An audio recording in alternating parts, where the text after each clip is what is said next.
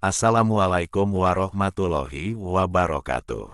Insya Allah, saya akan mencoba menyampaikan apa isi dalam kitab Fadilah Amal.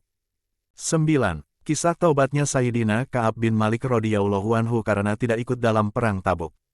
Dalam Perang Tabuk, selain orang-orang yang uzur, ada lebih dari 80 orang munafik Madinah yang tidak menyertai perang itu. Sejumlah itu pula orang-orang penghuni Padang Sahara yang tidak mengikuti perang itu. Masih banyak juga orang-orang yang tidak ikut dalam perang tersebut. Mereka bukan saja tidak mengikuti perang, bahkan mereka menghalang-halangi yang lainnya dengan berkata, "Janganlah kalian berangkat perang pada musim panas." Allah Subhanahu wa Ta'ala menjawab perkataan mereka dengan firman-Nya yang artinya, api neraka jahanam lebih panas lagi. Quran Surah At-Taubah ayat 81. Selain mereka, ada 3 orang sahabat yang tidak menyertai perang tersebut tanpa uzur yang kuat. Mereka adalah Sayyidina Ka'ab bin Malik radhiyallahu anhu, Sayyidina Hilal bin Umayyah radhiyallahu anhu, dan Sayyidina Murarah bin Rabiq radhiyallahu anhu. Mereka tidak mengikuti perang Tabuk bukan karena kemunafikan, juga bukan karena suatu uzur, bahkan mereka sebenarnya dalam kelapangan hidup. Mengenai ketidakikutsertaannya, Sayyidina Ka'ab radhiyallahu anhu menuturkan sendiri kisahnya secara terperinci. Kisahnya akan diceritakan dalam lembaran berikut ini. Adapun Sayyidina Murarah bin Rabi, radhiyallahu anhu, ketika itu kebun miliknya akan panen besar. Ia berpikir, jika aku pergi, semuanya akan menjadi sia-sia. Aku selalu menyertai peperangan. Jika kali ini aku tidak menyertainya, kupikir tidak mengapa. Karena pertimbangan itulah ia tidak menyertainya. Namun, ketika menyadari bahwa kebun kurmanya lah yang menyebabkan ia tidak ikut ke Tabuk, ia segera menyedekahkan seluruh kebunnya itu. Sedangkan yang menyebabkan Sayyidina Hilal bin Umayyah radhiyallahu anhu tidak menyertai peperangan itu, karena ketika itu seluruh kaum kerabatnya yang merantau di berbagai tempat sedang berkumpul. Ia juga berpikiran sama dengan Sayyidina Murarah bin Rabi radhiyallahu anhu, bahwa ia telah menyertai banyak peperangan sebelumnya. Jika pada kesempatan ini ia tidak menyertainya, tentu tidak mengapa. Atas pertimbangan itulah dia tidak menyertai peperangan tersebut.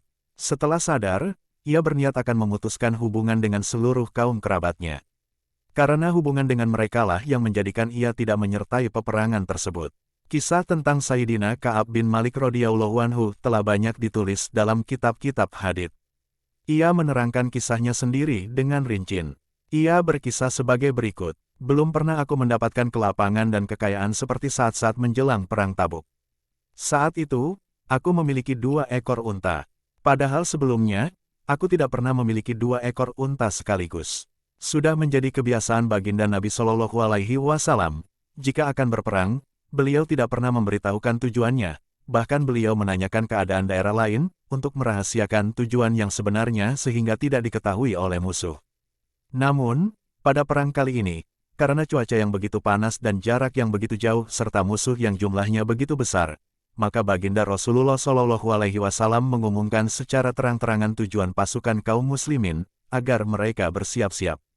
Ketika itu, banyak sekali kaum muslimin yang akan menyertai baginda Nabi Shallallahu Alaihi Wasallam, sehingga sulit menuliskan semua nama mereka dalam daftar. Mereka yang ingin menyembunyikan diri untuk tidak ikut pun, tidak mudah diketahui, karena banyaknya jumlah pasukan. Bertepatan pada masa itu kebun-kebun kurma di Madinah akan panen besar. Setiap pagi, aku ingin mempersiapkan perlengkapan perang. Namun, sampai sore hari, keinginanku itu belum terlaksana. Terlintas dalam pikiranku, bahwa aku telah mendapatkan kelapangan, sehingga jika aku bersungguh-sungguh, kapan saja aku tentu dapat menyusul pasukan itu.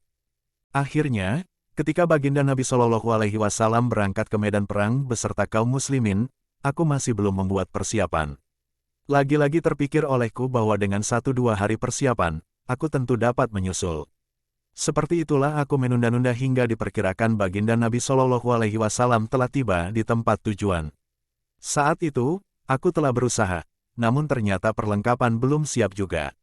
Ketika ku perhatikan keadaan sekeliling Madinah Thayyibah, ternyata yang kulihat hanyalah orang-orang yang sudah dikenal kemunafikannya dan orang-orang yang uzur. Setelah baginda Nabi Shallallahu Alaihi Wasallam beserta rombongan tiba di Tabuk, beliau bertanya, "Mengapa Ka'ab bin Malik tidak kelihatan?" Seorang sahabat menjawab, "Ya Rasulullah, harta dan kesejahteraannya telah memikat dirinya." Sayyidina Mu'az radhiyallahu anhu menyahut, itu tidak benar. Selama ini, kita mengenal Ka'ab seorang yang baik. Namun, baginda Nabi Shallallahu Alaihi Wasallam diam saja tanpa mengucapkan sepatah kata pun. Beberapa hari kemudian, ku dengar berita kepulangan baginda Nabi Shallallahu Alaihi Wasallam. Aku langsung merasa takut dan cemas.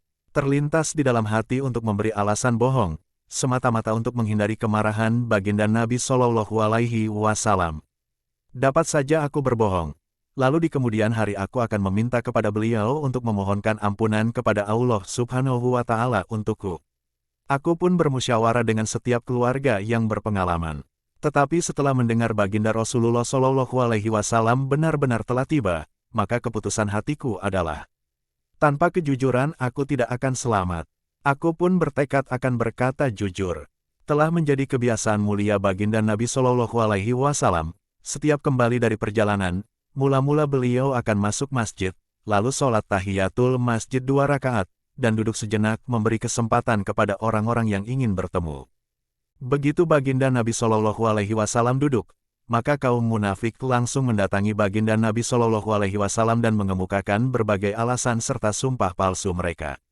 Secara lahir, baginda Nabi Shallallahu Alaihi Wasallam menerima alasan mereka, namun secara batin, beliau menyerahkan kepada Allah Subhanahu wa Ta'ala. Kemudian tibalah giliranku, aku mendekati beliau dan memberi salam kepada beliau. Sambil berpaling, beliau tersenyum hambar tanda kemarahan. Aku berkata, "Ya Rasulullah, engkau berpaling dariku. Aku bersumpah, aku bukan munafik dan tidak ada keraguan sedikit pun dalam keimananku." Beliau bersabda, "Kemarilah." Aku pun mendekatinya. Beliau berkata, "Apa yang menghalangi kamu? Bukankah kamu sudah membeli unta-unta?" Jawabku, "Ya Rasulullah, jika saat ini aku mendatangi ahli-ahli dunia, aku yakin aku akan membuat alasan-alasan bohong yang masuk akal agar aku terhindar dari kemarahannya, karena Allah Subhanahu wa Ta'ala telah memberiku karunia kepandaian bicara.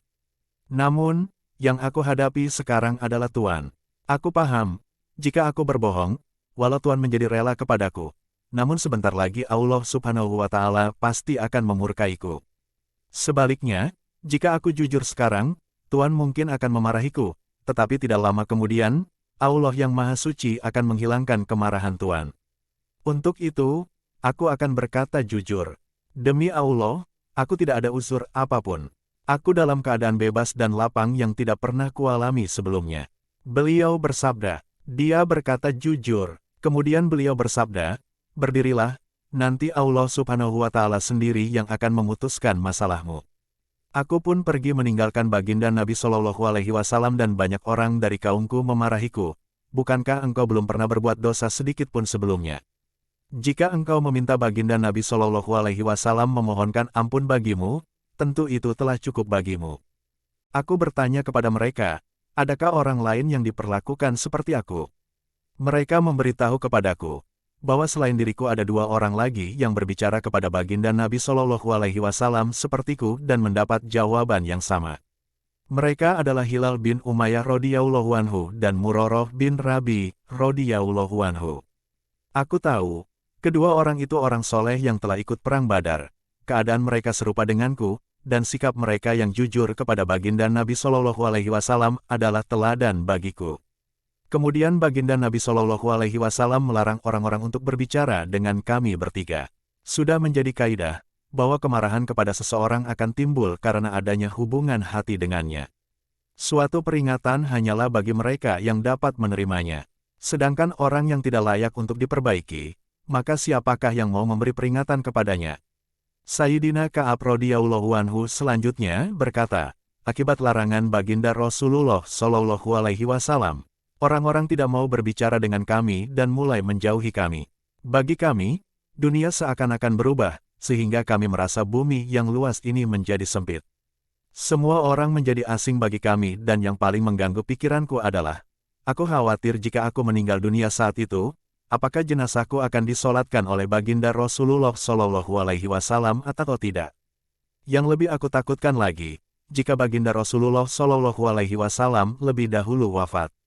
Aku akan selamanya dalam keadaan seperti ini, tanpa seorang pun berbicara denganku, dan tak seorang pun yang berani menyalatkan jenazahku. Siapakah yang berani menentang perintah baginda Nabi Shallallahu Alaihi Wasallam? Demikianlah keadaan kami selama 50 hari. Sejak awal, 2 orang kawanku hanya berdiam di dalam rumah. Sedangkan aku yang paling tegar di antara mereka. Aku masih berjalan ke pasar, dan ikut berjamaah di masjid. Namun, tak seorang pun yang berani berbicara denganku. Aku sering hadir di majelis baginda Rasulullah Shallallahu Alaihi Wasallam dan mengucapkan salam sambil penuh harap ada jawaban yang keluar dari bibir beliau yang mulia. Suatu ketika, setelah sholat berjamaah, aku berdiri sholat sunnah di dekat beliau. Aku melirik apakah beliau melihatku atau tidak. Ternyata, ketika aku sibuk dengan sholatku, beliau memandangku, tetapi ketika aku memandang beliau, beliau memalingkan wajah. Keadaan seperti ini terus berlangsung. Tidak bicaranya orang-orang Islam menjadi teramat berat bagiku, maka aku memanjat pagar rumah sepupuku, yang sangat akrab denganku, Abu Qatadah radhiyallahu anhu. Aku mengucapkan salam, tetapi ia tidak membalas salamku. Aku bersumpah di hadapannya, lalu bertanya, "Bukankah engkau tahu bahwa aku mencintai Allah dan Rasul-Nya?" Ia tidak menjawab pertanyaanku. Aku kembali bersumpah dan bertanya kepadanya. Namun, ia tetap tidak menjawab pertanyaanku. Ketika aku ulangi yang ketiga kalinya dengan bersumpah, ia hanya menjawab, "Hanya Allah dan Rasul-Nya yang mengetahui." Mendengar jawabannya itu, aku langsung menangis. Lalu, aku meninggalkan tempat itu. Suatu saat, aku sedang berjalan-jalan di pasar Madinah.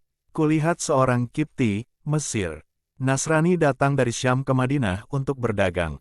Aku mendengar ia berkata, "Tolong tunjukkan rumah Ka'ab bin Malik." Orang-orang pun menunjuk ke arahku. Kemudian ia mendatangiku dan memberi sepucuk surat dari Raja Kafir yang memerintah di negeri Ghassan. Tertulis di dalamnya, "Kami telah mengetahui bahwa saat ini Anda sedang dizolimi oleh pemimpin Anda. Allah tidak akan membiarkan Anda dalam kehinaan dan menyia-nyiakan Anda. Maka datanglah kepada kami akan menolong Anda." Sudah menjadi kebiasaan di dunia ini, jika seorang bawahan menerima peringatan dari pimpinannya, maka orang-orang yang ingin menyesatkan akan lebih memanasi dirinya, berpura-pura menasehati mereka, dan akan lebih membakar dengan kata-kata seperti itu.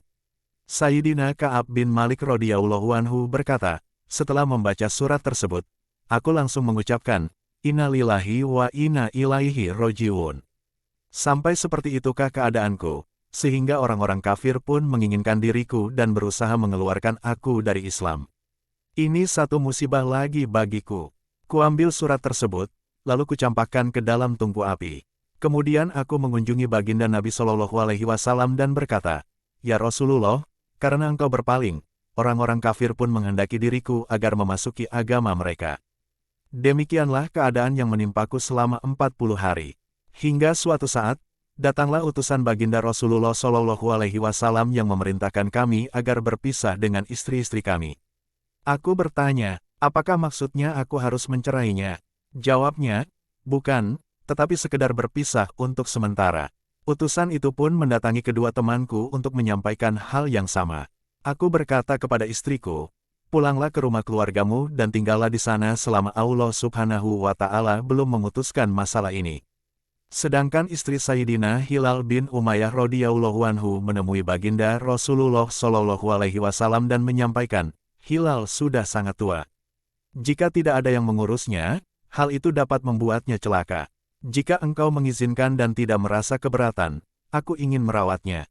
Baginda Nabi Shallallahu Alaihi Wasallam menyahut, kamu boleh merawatnya, asalkan tidak berhubungan badan dengannya. Istrinya menjawab, ya Rasulullah, ia sudah tidak memiliki keinginan lagi semenjak peristiwa ini menimpanya. Ia menghabiskan waktunya dengan menangis sampai sekarang. Sayyidina Ka'ab radhiyallahu anhu melanjutkan kisahnya, ada yang mengusulkan kepadaku agar aku juga berbuat seperti Hilal, yaitu meminta kepada baginda Nabi Shallallahu Alaihi Wasallam agar istriku merawatku. Mungkin aku akan diizinkan untuk tinggal dengan istri.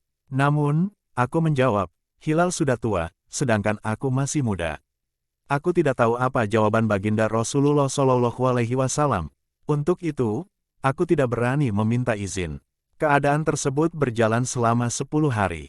Sehingga kehidupan dengan dikucilkan seperti ini, telah berjalan selama 50 hari. Pada hari ke-50, aku sholat subuh di atas atap rumahku. Setelah itu aku duduk di tempat itu dengan bersedih hati. Bumi terasa sempit dan kehidupan terasa berat bagiku. Tiba-tiba, dari arah Bukit Salah, sebuah bukit di Madinah, terdengar suara keras, "Hai Ka'ab, ada kabar gembira untukmu." Demikian gembiranya aku, sehingga aku langsung sujud syukur dan menangis gembira. Aku tahu kesempitan ini sudah berakhir. Selepas sholat subuh tadi, Baginda Rasulullah Shallallahu Alaihi Wasallam mengumumkan ampunan bagi kami. Berita yang pertama kali kami dengar adalah dari orang yang membawa berita dari atas gunung itu. Kemudian datang lagi seseorang yang berkuda membawa berita yang sama. Karena begitu gembira, langsung kulepaskan pakaian yang sedang kupakai dan kuhadiahkan kepada pembawa berita tersebut. Demi Allah, saat itu aku tidak memiliki lagi pakaian kecuali pakaian yang kupakai itu. Lalu, aku meminjam pakaian untuk menghadap Baginda Rasulullah Shallallahu Alaihi Wasallam. Kabar gembira ini pun telah disampaikan kepada kedua temanku. Setiba di masjid, para sahabat radhiyallahu anhum yang sedang duduk mengelilingi Baginda Nabi Shallallahu Alaihi Wasallam berlarian ke arahku untuk memberi selamat kepadaku. Yang pertama kali memberi ucapan selamat ialah Tolha bin Ubaidillah radhiyallahu anhu.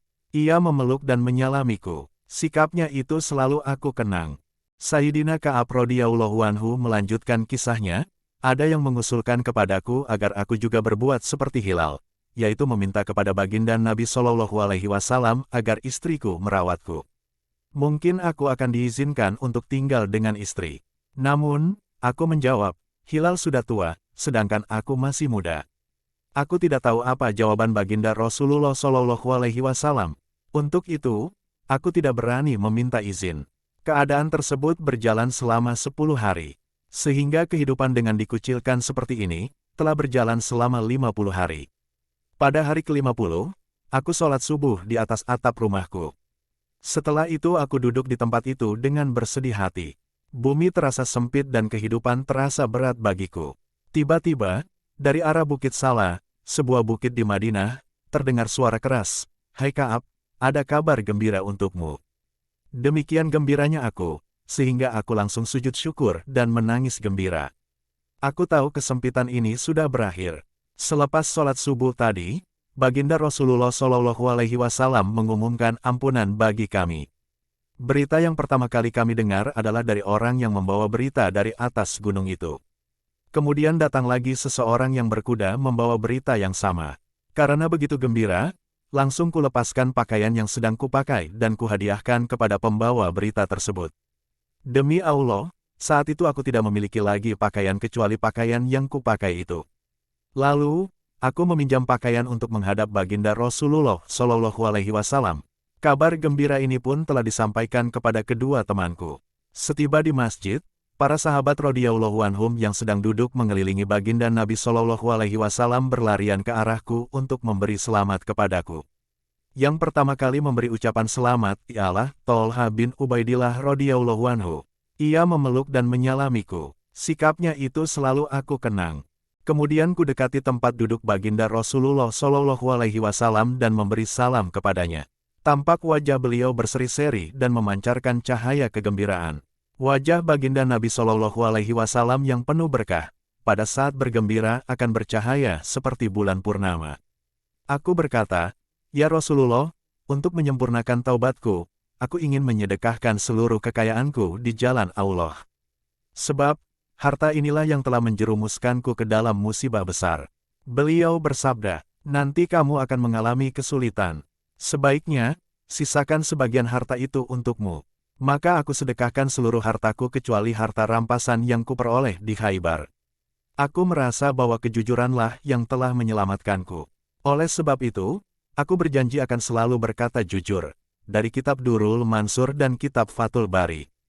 Faidah, demikianlah teladan ketaatan para sahabat radhiyallahu anhum, kekuatan agama, dan ketakwaan mereka kepada Allah Subhanahu wa Ta'ala. Meskipun sebelumnya mereka selalu mengikuti berbagai peperangan, namun karena sekali saja tidak mengikutinya, mereka mendapatkan hukuman berupa pengucilan selama 50 hari. Walaupun demikian, mereka tetap menjalaninya dengan penuh ketaatan dan keridhaan. Harta yang menyebabkan mereka lalai, mereka sedekahkan di jalan Allah Subhanahu wa Ta'ala. Peringatan Allah Subhanahu wa Ta'ala dan berpalingnya Baginda Nabi Shallallahu Alaihi Wasallam menjadikan orang-orang kafir menyangka iman mereka menjadi lemah, sehingga orang-orang kafir menghendaki agar Sayyidina Ka'ab bin Malik radhiyallahu anhu menjadi murtad. Tetapi ternyata iman mereka tetap teguh. Kita juga orang Islam, firman Allah Subhanahu wa Ta'ala dan sabda baginda Rasulullah Shallallahu Alaihi Wasallam ada di depan kita. Namun, perintah Allah Subhanahu wa Ta'ala yang paling besar setelah iman, yaitu sholat, berapakah di antara kita yang mengerjakannya? Orang yang mengerjakannya pun, bagaimana cara mengerjakannya? Apalagi zakat dan haji, yang memerlukan pengorbanan harta. Demikian hal yang dapat saya sampaikan. Jika terdapat kesalahan saya mohon maaf kepada para penyimak video ini, dan kepada Allah saya mohon ampunan. Saya akhiri. Wassalamualaikum warahmatullahi wabarakatuh.